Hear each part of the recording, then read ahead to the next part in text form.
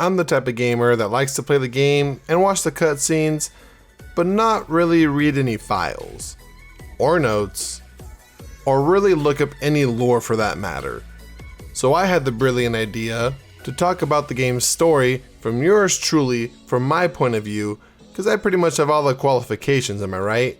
I mean, I got the game, I beat it multiple times, and I have a YouTube channel. So here I am bringing you Resident Evil 0 Explained.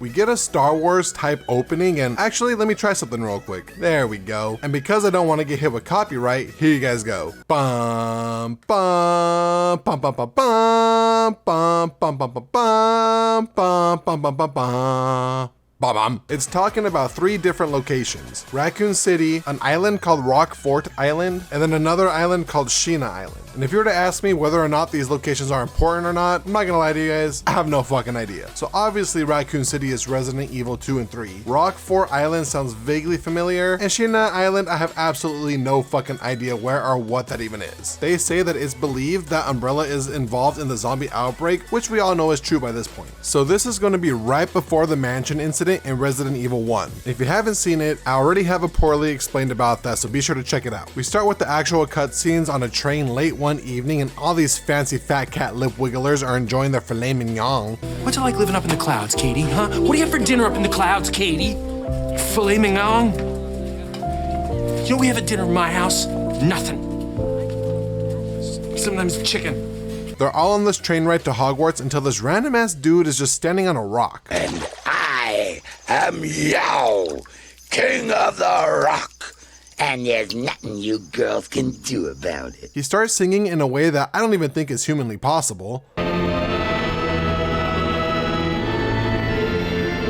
This guy is like the Pied Piper without the pipe, and instead he commands leeches through song. I just kind of put 2 and 2 together because these random ass leeches just start appearing out of nowhere and eating everyone on the train. But I gotta tell you, man, this guy's voice is like an angel. I'll tell you that much. Like, fuck daddy, sick those leeches on me, damn. He's quite literally an entire orchestra by himself. We then cut to Rebecca, and you know Rebecca, she's in the first game, if you chose Chris. I did not, because Jill's a badass boss bitch. Anyways, her and her crew are responding to the leech outbreak on the train about 2 hours after it happened. Somehow the helicopter engine kind of just explodes and they crash. Quite literally nothing happened. It just went poof and then crash lands. The helicopter inspector must have had the day off. Everyone seems to be unharmed, and we find a police vehicle that's rolled over with the cops looking pretty dead. Turns out that this guy named Billy has escaped, and he's one badass motherfucker, and he's actually sentenced to death. Random ass Dollar Tree version of Wesker blames the crash on Billy with literally 0 evidence to stand on. And the captain hypes up Billy even more by saying, "Our friend is brutal and ruthless,"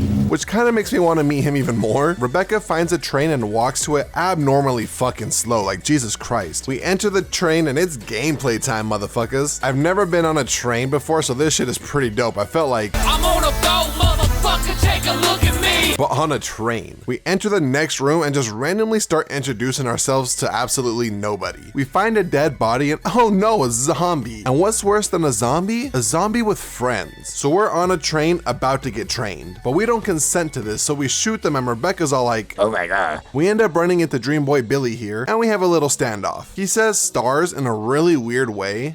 I see. You're with stars. Then tries to walk away, and Rebecca's all like, whoa, whoa, whoa, you are under arrest. And fucking Billy's like, nah, I'm good. I don't have time for that. Bye. And Rebecca says, I could shoot, you know.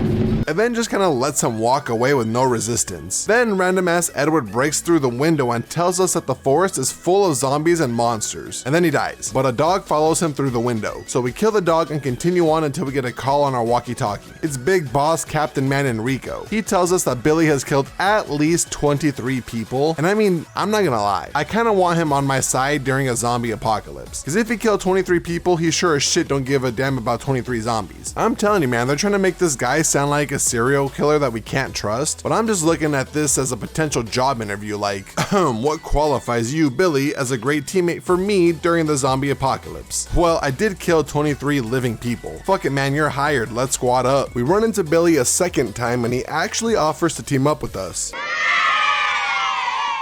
But Rebecca's on some privileged white girl shit and says, "You know, you fucking filthy ass peasant, fuck you, hot tuh." And Billy's all like, "Alright, fine, then you go ahead and I'll wait here." We walk up one set of stairs just to run into a leech monster, which makes no sense if you really think about it. Wolfpack! Form of Wolf Bridge.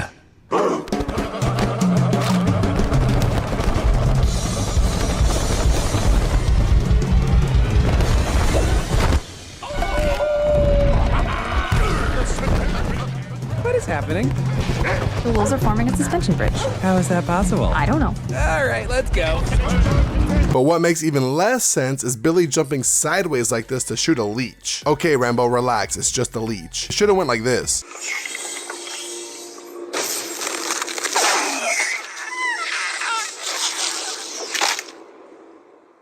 We hear the American Idol stand out again and Billy's all like, "Who dat?" The train shakes more violently than... That's how you know you fucked up.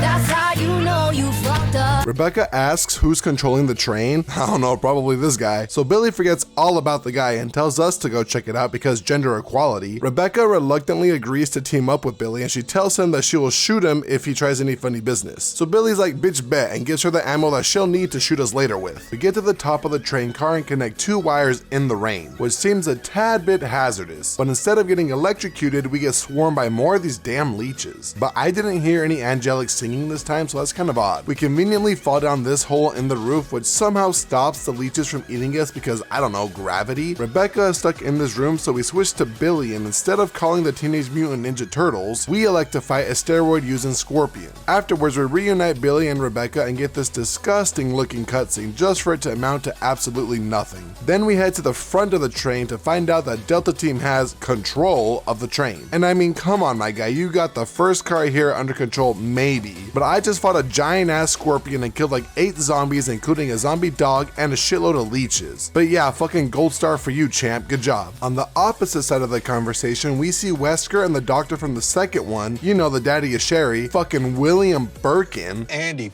fucking Fleckner. J fucking J. He's like, "Good golly, Miss Molly, how did the T-virus get leaked?" And then asks how it got from the mansion to the train almost 3 miles away. Wesker's all like, "Who gives a fuck? We need to destroy this train." And the two Delta guys that had the train under control get sneak attacked by some leeches and die a pretty pathetic death. We walk over their dead bodies and find out that the train will either crash or derail. So Billy is gonna have to go to the back and manipulate the control panel for the brakes, because I guess that's how trains are built. I seriously don't know, it sounds stupid to me to have the buttons and shit in the front just to have the control panel way in the back, but what the fuck do I know? We do some second grade math and we end up saving everybody on the train like Tanjiro.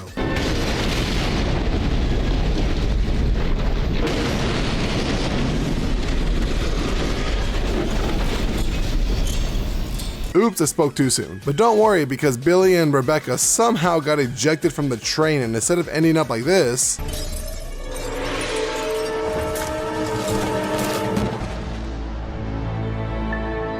they ended up like this. That's it. I'm done. But my god, dude, Rebecca sounds like she has a fucking concussion or something. Hey, you managed to stop the train. Yes, we managed. Hey, Mom. Hey, Dad. Thanks for picking me up from school. We follow the only path that we could go down and end up in an area that looks a lot like the mansion in the first game. But I guess this is James Marcus's crib, who I think is the first manager of Umbrella. We get a pre-recorded announcement that sounds a lot like the morning announcement in school. I think it's James Marcus preaching about the company motto, which is honestly never brought up again throughout the entire series, so I guess it's not that much of a motto. Then Wesker and Williams see the Tony reject, and he says that he was the one that spread the T-virus and that he wants revenge on Umbrella. So he puts on a show better than Taylor Swift. He commands the leeches to somehow ditto form into Dr. Marcus. Then the pop star accuses these two of murdering Marcus 10 years ago. But Rebecca just got a flashback of Marcus's head on the train, like not even 30 minutes ago. Remember the first leech monster that I talked about? Yeah, that guy. So the timing of this game already has me lost as fuck. Or maybe it's two different Marcuses? Who knows, man? I have no idea. We start going through the mansion until we get to this black statue and then this white statue. Damn! What's up? which we have to find the missing wings to put onto this scale so it evens out. So we continue on until we get into a boss fight with a giant centipede. Once again, not calling the Ninja Turtles and electing to fight them ourselves. But this centipede has a really weird fascination with Rebecca and just wants to hug her. Wait, I just want to hold you. And Rebecca's like, ew, get away from me, you filthy ass peasant hawk. So we kill it and free Rebecca from that bear hug, or centipede hug. I don't know which is tighter. Then we kind of run around like in Resident Evil 1 and just solve one puzzle after the other to collect parts for other puzzles. We eventually get to this good book that has the white statue's wings, so we put them on the white statue, and then we find the evil book which gives us the black statue's wings. We put the wings on the black statue, and with the scale now balanced, we open a hidden door where Marcus's picture was. In this new area, we enter this dungeon looking area and we lift Rebecca into a vent since she's kind of built like a Twizzler. Someone's gonna have to go down in there. Someone with narrow shoulders. No, I have broad shoulders. I have narrow hips, but broad shoulders. God.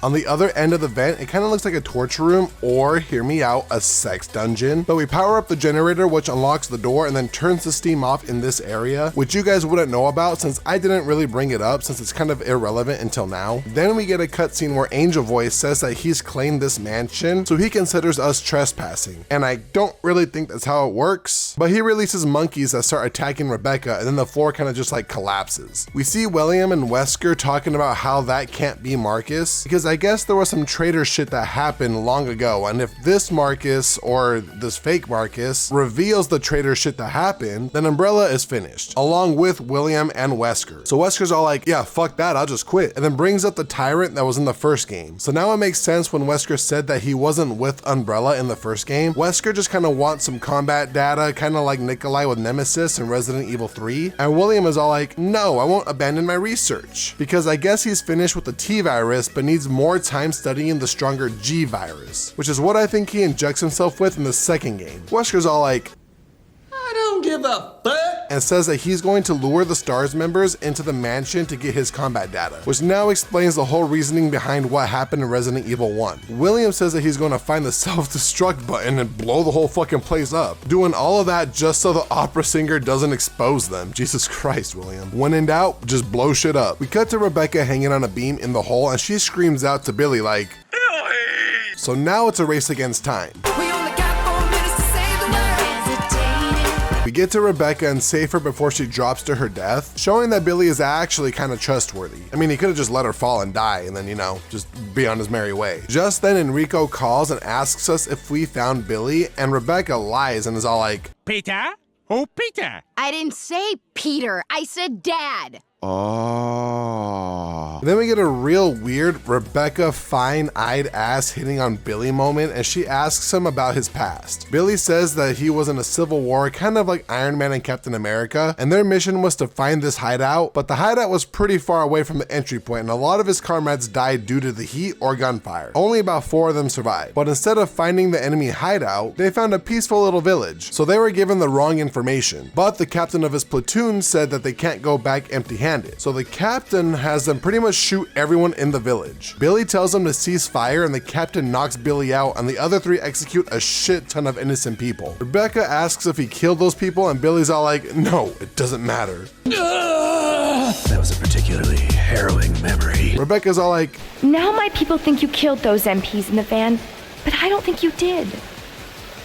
It was those zombie dogs, right? When they attacked the van, you were able to escape. And Billy ignores it and says that he either has to keep running or go back to the Marines to serve his sentence. And that's the end of that cutscene. We continue solving puzzles until we get to this beautiful piano, and we have Rebecca play it, and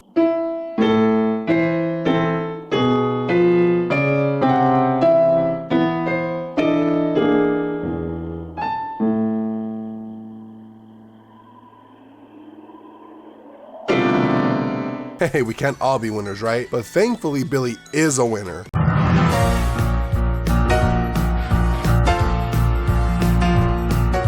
We basically use the piano to get this battery to get this tablet, and then we reunite the tablet with its brothers, and we use all 3 to open up the next area of the game. This is where we fight a giant fucking bat, once again taking work from the Ninja Turtles.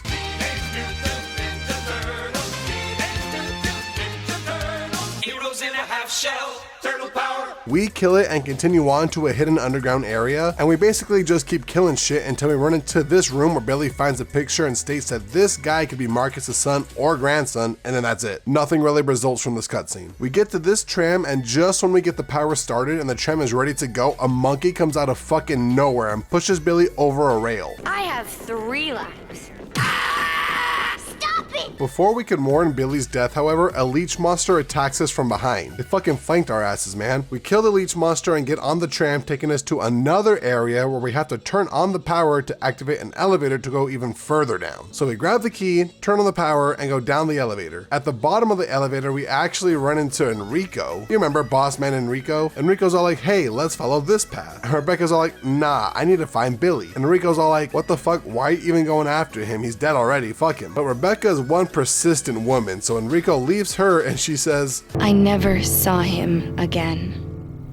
Because Enrico gets fucking shot by Wesker in the first game. We then run into a fucking tyrant of all things, so we put him down and continue on until we see Billy kind of just hanging around in the water, you know, catching some rays. Just gonna get a little bit of cancer, Stan. Tell Mom it's okay. Then he floats into a sewer pipe or some shit, so we turn on the power to the dam and continue on until we finally reunite with Billy. Although I'm not too sure how we got up onto this walkway, but anywho, we have what looks like an R&B cover and oh wait, it's actually a pile of skeletons. But let me focus on this music video real quick. Don't tell me it's not worth fighting for, and I swear by the moon and the stars and the stars, I can be your hero, baby. Alright, I'm done. Billy thinks that these are the test subjects that Marcus used the virus on, and then we get some weird little flashbacks and Rebecca's all like, Any for your thoughts? and that's it. Oh, wait, I get it now. It's like PTSD for Billy. Alright, that makes sense. Good God, I'm using my psych degree to good use. Holy shit. We run into the fucking tyrant again. I didn't hear no bell. So we kill him, but with Billy this time, and we send Rebecca off in a little Amazon crate. I mean, just look at her popping out of it like it's a sexy stripper out of a cake and I got a sweet tooth. She shuts off the dam so Billy can walk over towards her, but no one told me I'd run into fucking Frogger out here. He jumps up, scares the holy living shit out of me, and then leaves. We reunite Billy and Rebecca again, and then we grab this key card which takes us to the singer, and then he transforms into Dr. Marcus. Rebecca's all like, What did I just see going on here? and Marcus is all like, well, don't mind if I do, I love monologues. He says that 10 years ago, Spencer had him assassinated. And if you don't know who Spencer is, I believe that's the guy who owned the mansion in the first game. I believe it's called the Spencer Mansion, if I recall right. I could be wrong though. So that Spencer had Marcus assassinated. William Birkin and Wesker are there to laugh at him, and the most cheesy laugh I've ever heard comes up. Marcus says that the Queen Leech had the T-Virus, and I guess it went inside of him and reanimated his body. And I'm like Jocelyn right now, man. So what are super lice? Well, Jocelyn, they're parasites. Ew. They live on your hair and chew your head and then drink the blood out of your scalp by sucking it out using their little louse bodies as straws. Oh my God, stop talking. And then they poop on you, Jocelyn, and lay millions of lice eggs. I gotta throw up. And then this awkward ass conversation happens. Now I will have my revenge on Umbrella, and the world will burn in an inferno of hate. You'll pay for what you've done. We'll see which one of us is gonna die. Then Marcus transforms and we got ourselves a good old-fashioned boss fight. We light him up until he falls and drops 2 keys, although I'm not too sure where he was hiding them. I saw that guy's pin and stashed it in the old prison wallet, if you know what I'm saying. I really hope I don't know what you're saying. But we use the keys to open the door that will lead us to this lift thing, which kind of looks like the lift in Resident Evil 2. But as you all know, Resident Evil cannot make it that easy. So it turns out that the Queen Leech is actually still alive. And this time she's the size of a fucking bus. The self-destruct sequence starts, pretty much everything is going to shit now. Phase 2 of the final boss fight starts, so we shoot the Queen with more bullets until Rebecca notices that the Leech no likey sunlight. The Leech is like, no me gusta, no quiero. So Rebecca works on opening the windows while Billy is gonna rizz up the Leech. I'll use my charm to distract Her Majesty. What the fuck, Billy? We basically had to distract the queen from going after Rebecca because she's too fragile to even handle a mosquito bite. I just do a little dance with the queen and Rebecca drops the top and throws the magnum to Billy. Billy says a cliche one-liner and shoots the queen, and this one bullet breaks the queen into a million pieces. The self-destruct sequence catches up to us and blows up the entire training facility, but of course we escape in time. Billy throws his handcuffs into the distance and then lies down. Rebecca sees the mansion in Resident Evil 1 and then snatches Billy's dog tag and puts it on herself, saying that officially Billy is dead, kind of making him a free man now. But to me, that's just hinting that, hey, she really likes Billy because, you know, baddest bitch in the game wearing his chain, even though Rebecca isn't even the baddest bitch in the Resident Evil series. But they salute, and I'm telling you, man, Billy thanks Rebecca as she walks off, and that's quite literally the last time we ever see Billy. I swear to God, I've not seen this man in another mainline game ever again. Rebecca shows up in Resident Evil 1 and that's the end of the game. As always, I wanted to thank you guys so much for watching. I know it's a little bit later than I thought when I released this. Like for one of the weeks I was on vacation. The second week I came back and my throat I lost my voice. And then this last week I've been dealing with the sickness. So I've been really trying to push through this to get this out to you guys as soon as I can. I do want to get these out sooner than once every month, you know. I'm aiming for like once every 2 weeks. That's the game plan. So yeah, man, thank you guys so much for watching. Hope you guys enjoyed it and I will see you guys next time. Have a good one.